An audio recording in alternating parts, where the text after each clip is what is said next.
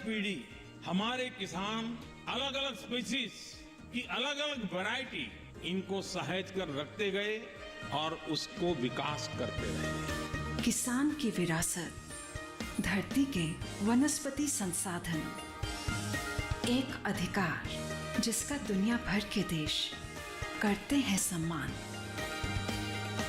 आज भारत उन अधिकारों को दे रहा है नए मुकाम, ताकि और बढ़े किसानों की वंशागत किस्मों की पहचान का अभियान।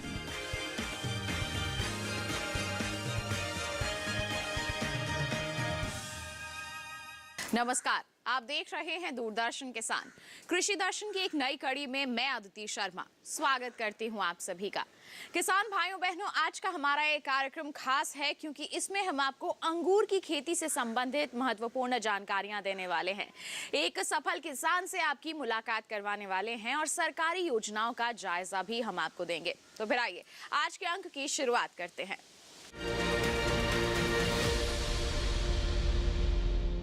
सबसे पहले नजर डालते हैं सेगमेंट विज्ञान और किसान पर।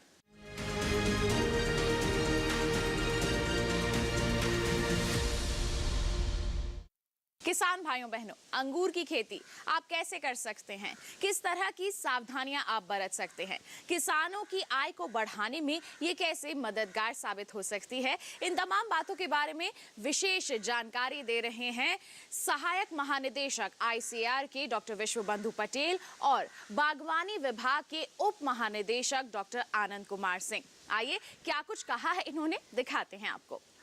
काफ़ी अच्छी संभावना है उत्तर भारत में, क्योंकि जो अंगूर उत्तर भारत में आता है मई के मध्य से अंतिम सप्ताह से लेकर के जून के मध्य तक हम अंगूर का उत्पादन यहाँ पे बहुत अच्छी से कर सकते हैं। जब बारिश होना शुरू होता है तो अंगूर की फसल उत्तर भारत में ख़राब होने लगती है।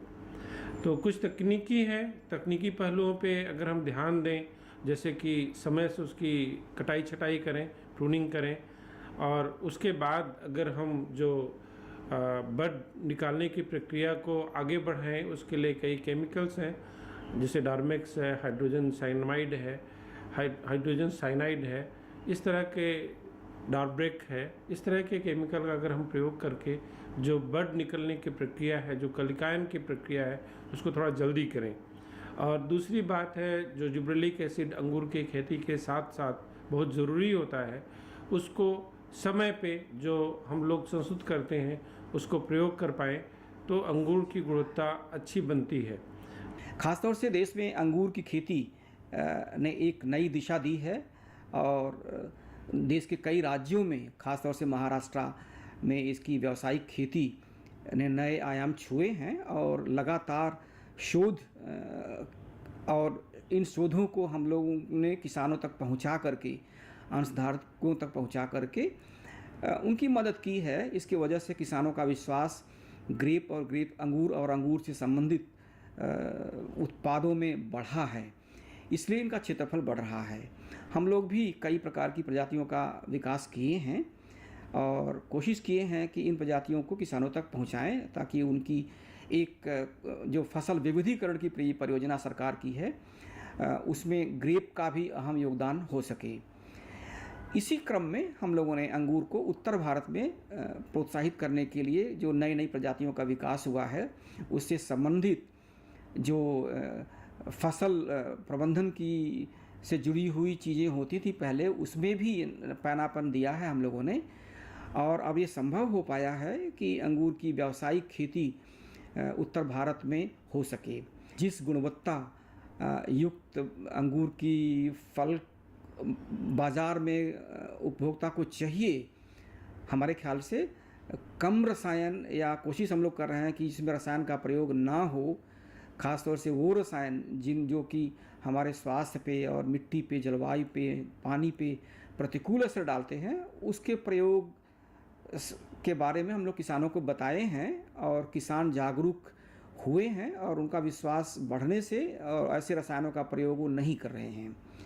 तो इसलिए उत्तर भारत में हमें उम्मीद है कि हम लोग कोशिश करेंगे भविष्य में ढेर सारे किसानों को अंगूर की खेती से जोड़ें और किसानों को एक और नई व्यावसायिक फसल के रूप में उनको हम एक उनके बास्केट में डालें, ताकि वो किसान खुद चुन सकें कि हमें किस फसल पे खेती करना जिसमें उनको ज़्यादा फ़ायदा हो।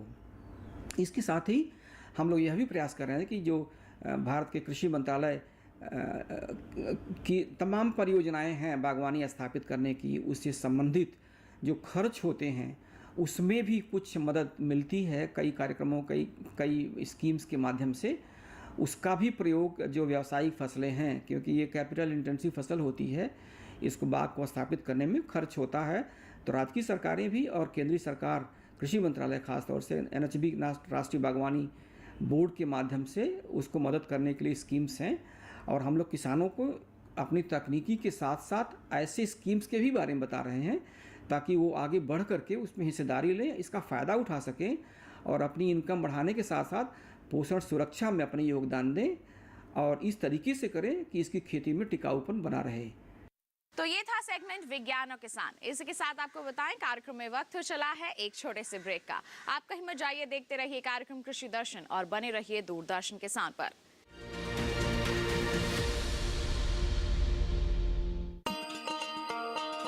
किसान भाइयों गांठ बांध लो, गांठ बांध लो, बात बहुत है काम की, समृद्धि के पैगाम की। मिट्टी के मिजाज को समझो, मिट्टी के हर राज को समझो, मिट्टी की तुम जांच कराओ, मुफ्त सॉइल हेल्थ कार्ड ले जाओ। कभी मुनासिब बीज लगाओ, सही किस्म की खाद ले आओ, जितनी जरूरी उतनी डालो, सही मात्रा खुद पहचानो, इसको अपना मंत्र बना लो, मिट्टी की सेहत को जानो। बात बहुत है काम की, कम लागत अधिक वरदान की। किसान भाइयों गांठ बांध लो, आज ही मिट्टी की जांच कराएं। राज्य सरकार के कृषि अधिकारी से संपर्क करें और मुफ्त में सॉइल हेल्थ कार्ड पाएं। कृषि और किसान कल्याण मंत्रालय द्वारा किसान हित में जारी। ब्रेक के बाद दूरदर्शन किसान के कार्यक्रम कृषि दर्शन में आप सभी का फिर से स्वागत है। आइए अब आपको दिखाते हैं सेगमेंट कृषि स्टार्टअप।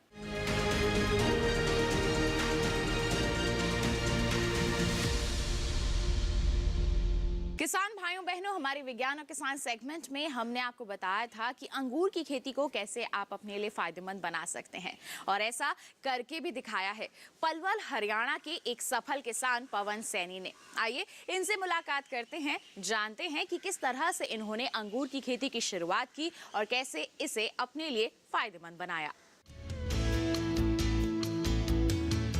मैं जब अंगूर की खेती करना चाह रहा था तो सबसे पहले मैंने कुछ वैरायटियां लगाई थी। 2012 में मैंने कुछ वैरायटियां जो थी वो लोकली मार्केट से ली और उनको उगाया, परंतु उनमें कुछ दिक्कतें थी, जैसे कि उनमें बहुत मोटा बीज था। जैसा कि किसानों के साथ मेनली आता है कि अंगूर में बीज होता है। दोस्तों, जो अंगूर की मेन प्रॉब्लम है कि बीज रह जाता है और उसमें TSS जो है वो कम रहता है, तो इसमें सुधार की गुंजाइश थी। उत्तर भारत में लोग जो हैं यही सोचते हैं, किसान भी, कि अंगूर खट्टा होता है, बीज वाला होता है, परंतु ये जो बातें थी इनको सभी को नकारना था और आगे बढ़ना था कि नहीं, सीडलेस किस्में उग सकती हैं और मीठा अंगूर हो सकता है। तो दोस्तों, मैंने इस पर कार्य किया और जो TSS है उसको बढ़ाने के लिए अच्छे से खाद और फर्टिगेशन किया अंगूर में, और कैनोपी सिस्टम अपनाए अलग अलग कि कौन से कैनोपी सिस्टम में अंगूर की क्वालिटी बेहतर बनाई जा सके।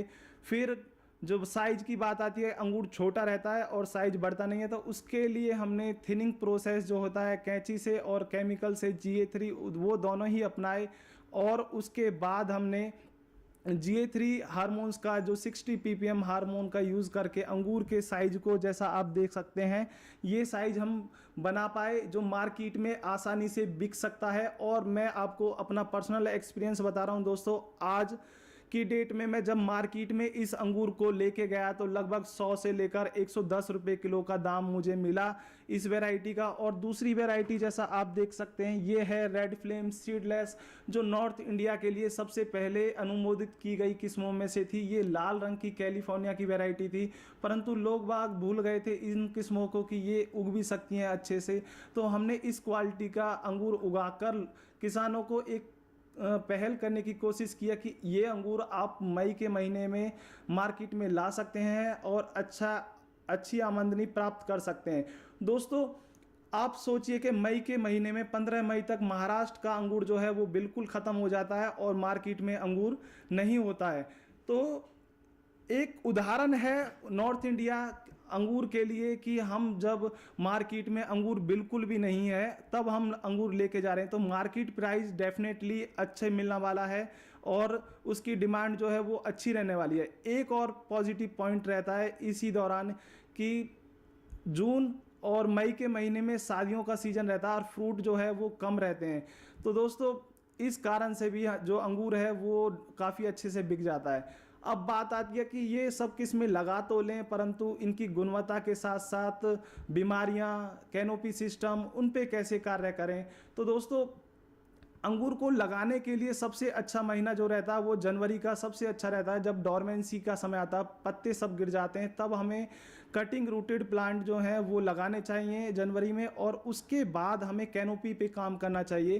कैनोपी आप वाई रखें तो ज़्यादा अच्छा है, परंतु जिसके पास वाई एंगल यानी जो लोहे की एंगल होती हैं उनमें कार्य करने का, खर्चा उठाने का सामर्थ्य नहीं है, तो वो बांस के डंडों पर भी शुरुआत कर सकते हैं। बांस के डंडे लगभग 7 फीट हाइट के आप यूज़ कर सकते हैं और लाइन से उनको लगाकर उन पे स्टार्ट कर सकते हैं। कैनोपी कई प्रकार की होती है अंगूर में। सबसे पुरानी कैनोपी सिस्टम जो है बाबर, जैसा कि आपने दोस्तों देखा होगा, पंडाल विधि एक छप्पर टाइप में होता है और अंगूर की बेलें उसके ऊपर आ जाती हैं, परंतु उस वैरायटी से, उस तकनीक में कुछ कमियां रही हैं, जैसे कि पौधे की शाखाएं एक दूसरे के ऊपर आने से अंगूर की क्वालिटी घट जाती है और अंगूर जो है वो अच्छी गुणवत्ता का नहीं रहता है।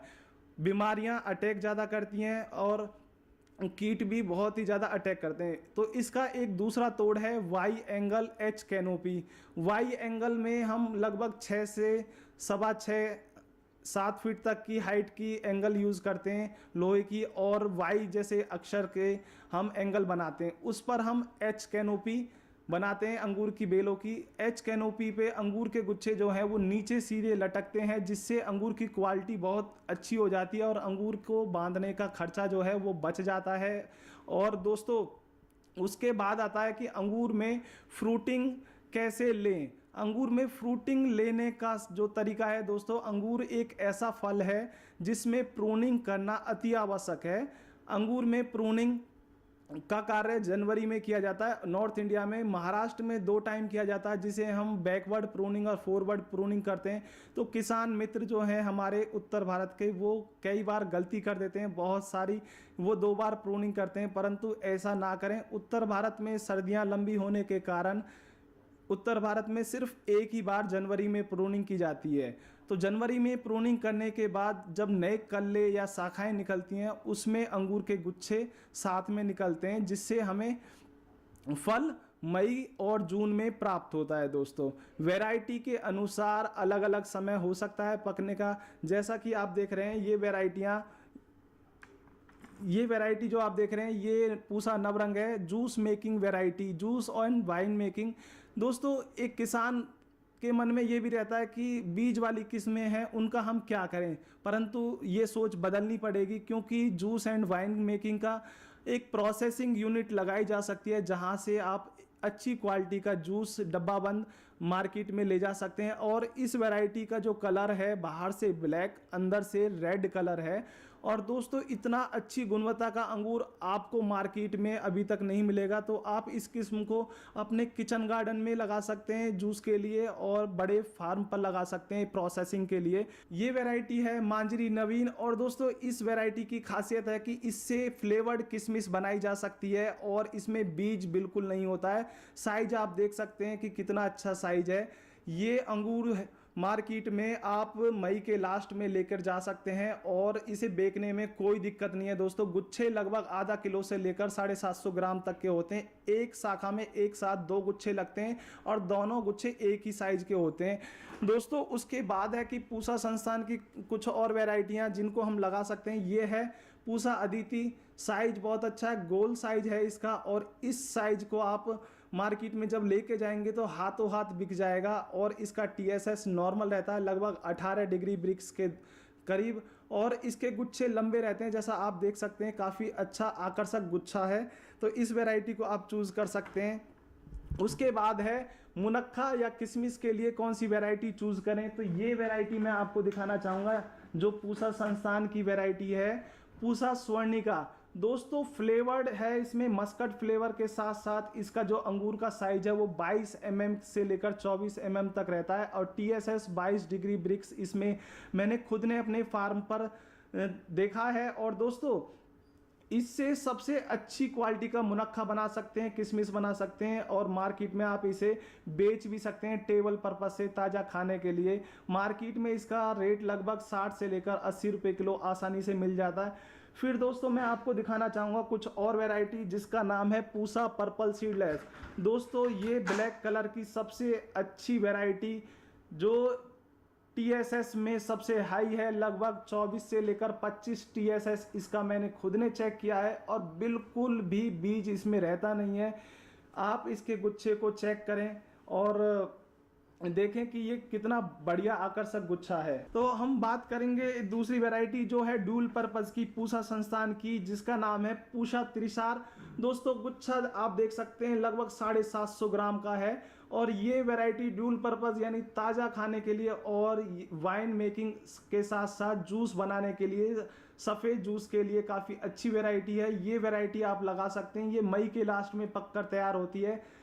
और दोस्तों इसकी खास बात है कि इसमें बीमारियां इस पौधे पे बिल्कुल भी नहीं लगती हैं, कीट जो हैं वो बिल्कुल नहीं आते हैं। इस वैरायटी को आप चूज़ कर सकते हैं। तो दोस्तों हम दिखाना चाहेंगे आपको पर्लेट सीडलेस। ये वैरायटी नॉर्थ इंडिया में सबसे पहले अनुमोदित की गई थी, परंतु किसान इस वैरायटी को अच्छी क्वालिटी का नहीं बना पा रहे हैं। तो उसका कारण है सही से थिनिंग ना करना और GA3 यूज़ ना करना।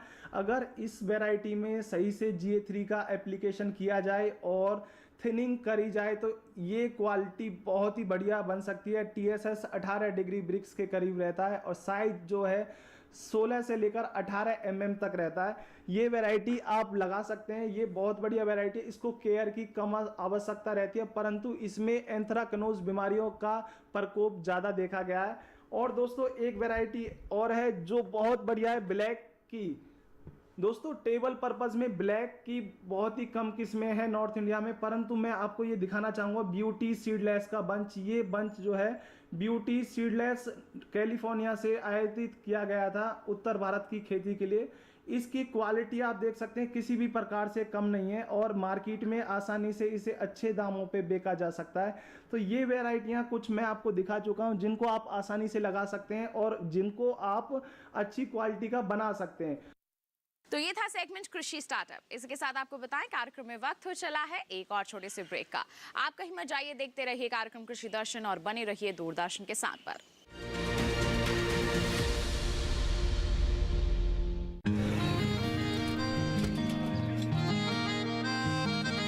क्या बात है भाई, आजकल तो काफी खुश नजर आ रहे हो। क्यों ना हो, अब मैं ऑर्गेनिक खेती जो कर रहा हूँ ये पूरा प्राकृतिक है, ऑर्गेनिक है। इसमें हमारे खेत, हमारी फसल और हमारी जेब सब फायदे में होते हैं, और इसमें लागत भी कम है।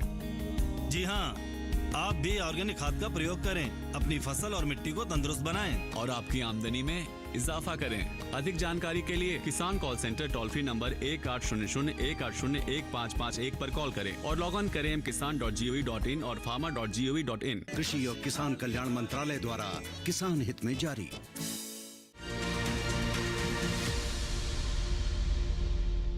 ब्रेक के बाद दूरदर्शन किसान के कार्यक्रम कृषि दर्शन में आप सभी का फिर से स्वागत। अब बारी है नजर डालने की फार्मिंग इंडिया सेगमेंट पर।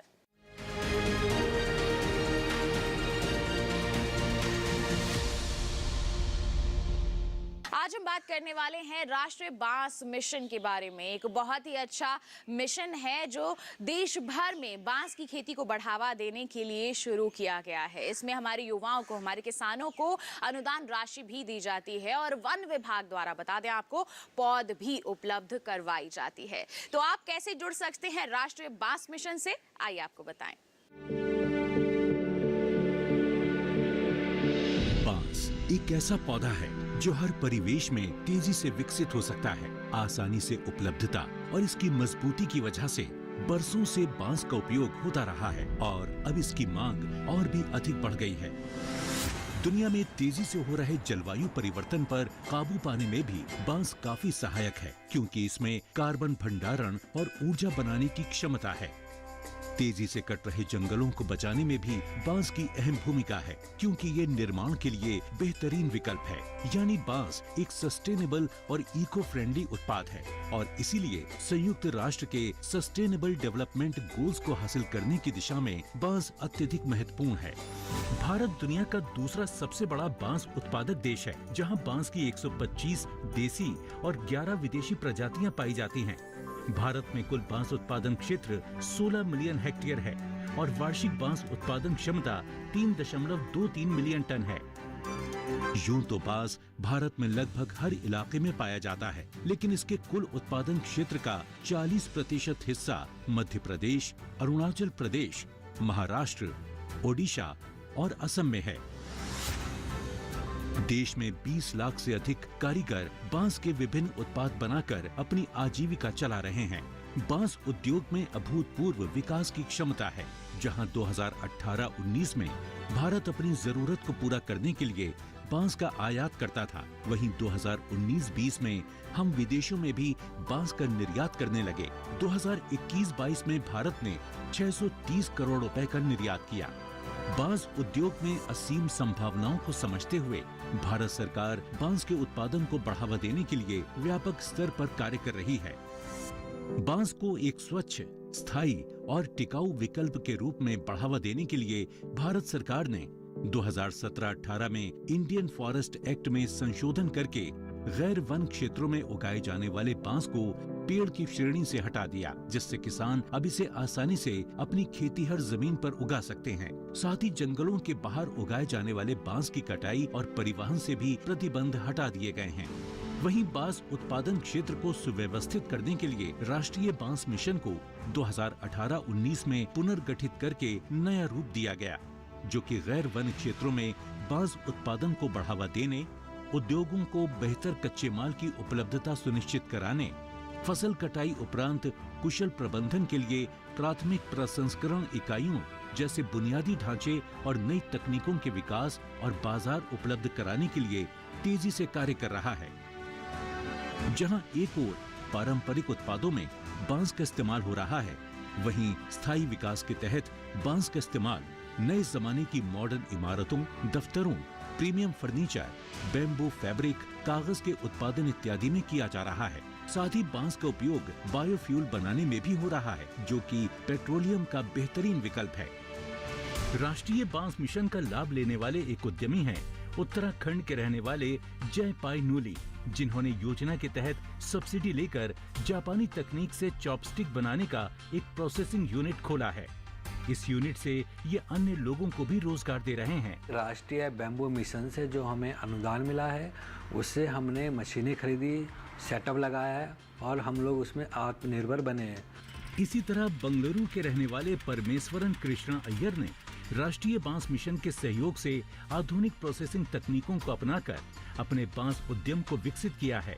With the help of National Bamboo Mission, we mechanizing each and every process from bamboo unloading to treatment to furniture making process. किसानों की आय में वृद्धि हो, इसी मिशन के सृजन की दिशा में महत्वपूर्ण भूमिका निभा रहा है बांस उद्योग, जिसके माध्यम से देश के कोने-कोने से लोग आमदनी के इस नए विकल्प से जुड़ रहे हैं। वहीं बांस स्थायी विकास में भी अत्यधिक अहम है, जिसे बढ़ावा देकर भारत विश्व की ग्लोबल वार्मिंग की चुनौतियों से लड़ने में महत्वपूर्ण भूमिका निभाते हुए एक बेहतर भविष्य का निर्माण कर रहा है।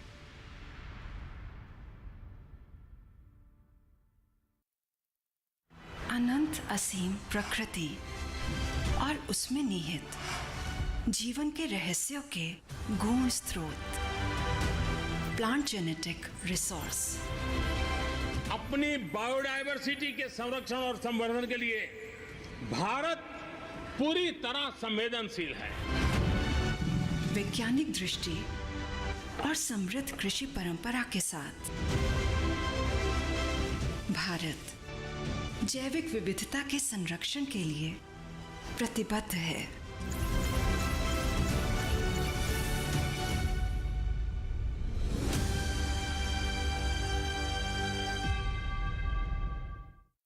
तो ये था सेगमेंट फार्मिंग इंडिया। इसी के साथ बताएं आज के कार्यक्रम में बस इतना ही। उम्मीद है जितनी भी जानकारियां आज के कार्यक्रम के माध्यम से आप तक पहुंचाई गई सभी आपके लिए फायदेमंद साबित हुई होंगी। आप हमारा ये कार्यक्रम दोबारा देख सकते हैं किसान भाइयों बहनों। टीवी स्क्रीन पर दिखाए जा रहे इस QR कोड को बस स्कैन कर लीजिए। आप हमारे साथ जुड़ सकते हैं, ईमेल कर सकते हैं। ईमेल ID है krishidarshandddk@gmail.com। आप हमें पत्र भी लिख सकते हैं। पता है हमारा कृषि दर्शन, कमरा नंबर 58, CPC दूरदर्शन, खेलगांव, नई दिल्ली 110049। तो इसी के साथ आज के लिए इतना ही। अगले अंक में फिर होंगे हाजिर। तब तक के लिए दीजिए इजाजत, लेकिन आप बने रहिए दूरदर्शन किसान पर। नमस्कार।